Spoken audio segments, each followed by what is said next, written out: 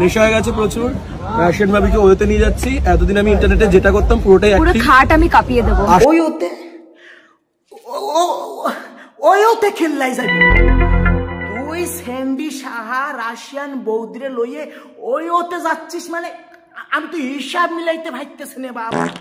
ওতে মানুষের যায় কিল্লাই সাধারণত গর্তের মধ্যে নিজের শোল মাছটা হামদানির লাই মানুষে ওতে লইয়ে যায় মাইয়ে মানুষ।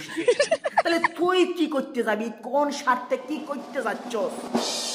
দেখ ভাই, ওই যে রাশিয়ান যে বৌদি আছে তার কাছে গর্ত আছে এটা আমরা জানি, বুসলো মুসলো বেরোয় গেছে, তারপরেও একখান তার কাছে ভাঙাচুরা গর্ত আছে এটা আমরা জানি, মানে লচ্ছি।